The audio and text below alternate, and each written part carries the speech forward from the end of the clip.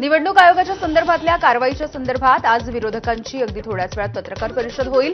सर्वपक्षीय विरोधक पत्रकार परिषद घेऊन भूमिका स्पष्ट करतील. मतदार याद्यांमधल्या घोळाविषयी राज ठाकरे आज नेमकं काय बोलणार याकडे लक्ष आहे. मोदींचं सरकार आल्यापासून निवडणूक आयोगाचं कार्यालय भाजपचं झालंय. तिथूनच भाजपचंच कामकाज चालतंय. काँग्रेसचे नेते नाना पटोलेंचे आरोप. निवडणूक आयोग भाजपचा बाहुला बनला असून त्यानं लोकशाहीची हत्या केल्याचा देखील गंभीर आरोप. धाराशिवच्या परांडा नगर परिषदेच्या अंतर्गत एकाच घराच्या पत्त्यावरती वेगवेगळ्या जाती धर्माच्या 37 मतदारांची नोंदणी झाली आहे. त्यापैकी 5 मतदार उत्तर प्रदेशामधले आणि पत्ता शिंदेंच्या शिवसेनेमधील माजी नगरसेवकाचा असल्याचा आरोप आहे. चौकशीची मागणी. आपल्याला महायुती म्हणूनच निवडणूक लढवायची आहे. मात्र कुणाला खुमखुमी असेल तर आपला धनुष्यबाण कसा चालतो हे देखील दाखवून देऊ. शिवसेनेचे नेते आणि मंत्री उदय सामंत यांचा चिपळूणमधल्या बैठकीतून मित्रपक्षांच्या स्थानिक नेत्यांना इशारा. स्थानिक स्तरावरती कोणी भाष्य केलं तर त्याला सिरियस घेण्याची गरज नाही. प्रफुल्ल पटेल यांची उदय सामंत यांच्या वक्तव्यावर प्रतिक्रिया. खुमखुमी असेल तर आपला धनुष्यबाण कसा चालतो हे देखील दाखवून देऊ असं वक्तव्य सामंत यांनी केलंय. पुण्यामधल्या जैन बोर्डिंग हाऊसच्या जमिनीच्या व्यवहारावरून रवींद्र धंगेकर यांनी खासदार मुरलीधर मोहोळ यांच्यावरती निशाणा साधला. काय म्हणता धंगेकर, जमीन चोर निघाला मुरलीधर, स्टे ट्यून्ड अशा पद्धतीची खोचक टिप्पणी करणारी पोस्ट धंगेकरांनी केली आहे.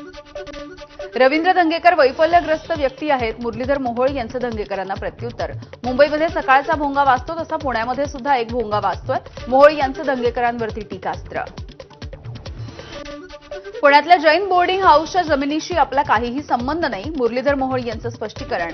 राजू शेट्टींनी चुकीचे आरोप केल्याची देखील मोहोळ यांची प्रतिक्रिया. पुण्यामध्ये 1958 मध्ये सेठ हिराचंद नेमचंद स्मारक ट्रस्टने पब्लिक चॅरिटेबल ट्रस्टच्या अंतर्गत SHND जैन बोर्डिंगची जागा खरेदी केली. आज या जागेची विक्री करून त्या मूळ उद्देशाशी प्रतारणा केली जाते. या प्रकरणी फडणवीसांनी कारवाई करावी. सुप्रिया सुळेंची मागणी. काँग्रेसचे माजी आमदार दिलीप माने यांचा भाजप प्रवेश निश्चित झालाय. कार्यकर्त्यांच्या बैठकीनंतर काँग्रेसला सोडचिठ्ठी देऊन मानेंकडून भाजपमध्ये जाण्याचा निर्णय. दिवाळीच्या नंतर मुंबईमध्ये हा पक्षप्रवेश होणार आहे. फटाक्यांमुळे झालेल्या प्रदूषणामुळे मुंबईच्या हवेची गुणवत्ता ढासळली आहे.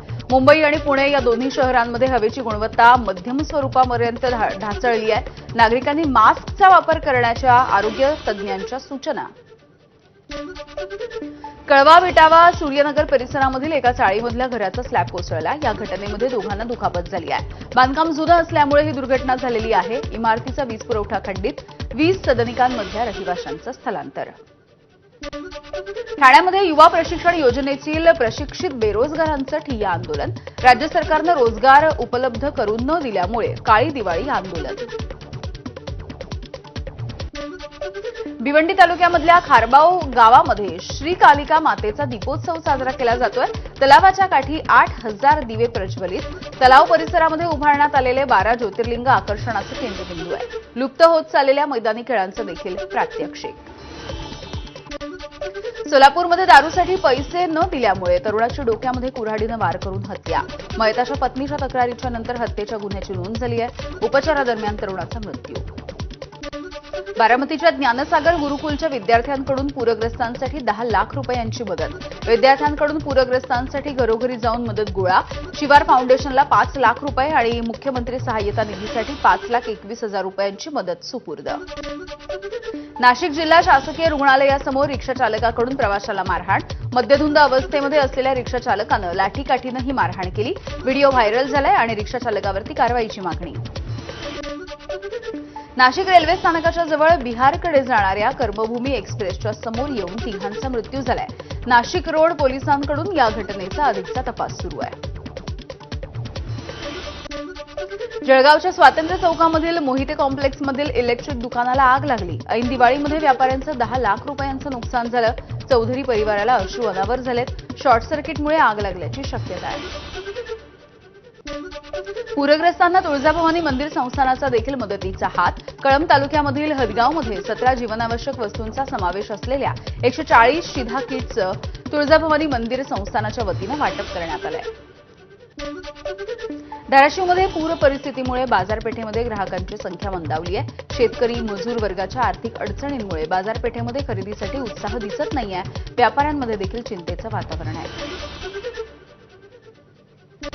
दिवाळीमध्ये फटाक्यांची खरेदी करण्यासाठी झुंबड. छत्रपती संभाजीनगरच्या गंगापूरमध्ये फटाके खरेदी करण्यासाठी लांबच लांब रांगा लागल्या. धाराशिवच्या भूम तालुक्यामध्ये 4 महिन्यांपूर्वी गुंडांकडून पवनचक्की कंपनीची तोडफोड करत कर्मचाऱ्यांना मारहाण. मात्र अद्याप या प्रकरणी गुन्हा दाखल झालेला नाहीये. खंडणीसाठी निलेश घायवळे याच्या साथीदारांनी ही तोडफोड केली अशी देखील माहिती मिळते. घरगुती वादामधून मधल्या भावाने धाकट्या भावाची शिलाई मशीन डोक्यात घालून हत्या केली आहे. गोंदिया शहरामधल्या गणेश नगरामधली ही घटना आहे. आरोपी भावाला पोलिसांनी अटक केली. टिप्परच्या धडकेमध्ये दुचाकीवरच्या 2 जणांचा जागीच मृत्यू झालाय. गोंदिया कोहमारा मार्गावरच्या मुंडीपार ते मुरदोली या दरम्यानची ही घटना आहे. 3 महिन्यांपासून बेपत्ता असलेल्या बिहार राज्यामधील एक तरुण वाशिम जिल्ह्यामधल्या मानोरा वन परिक्षेत्रामध्ये जिवंत सापडलाय. आपल्या मुलाचा मृत्यू झाला असेल असा त्याच्या कुटुंबियांचा समज झाला होता.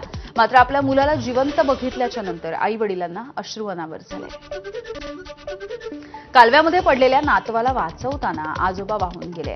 चंद्रपूरच्या सावली तालुक्यातल्या हिरापूर इथली घटना आहे. चारा आणण्यासाठी आसोला मेंढा तलावाच्या ठिकाणी ते गेले असताना झाडावरती चढून पाला तोडत असताना नातवाचा तोल गेला आणि तो या ओढ्यामध्ये पडला.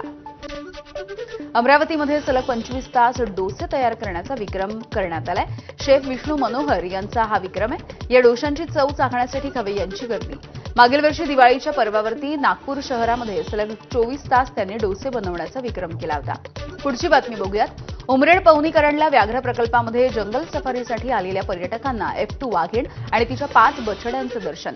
व्याघ्र पर्यटकांचे गाईड नामदेव बोडके यांनी त्याच्या कॅमेरामध्ये वाघिणीचा मुक्त संचार कैद केला आहे.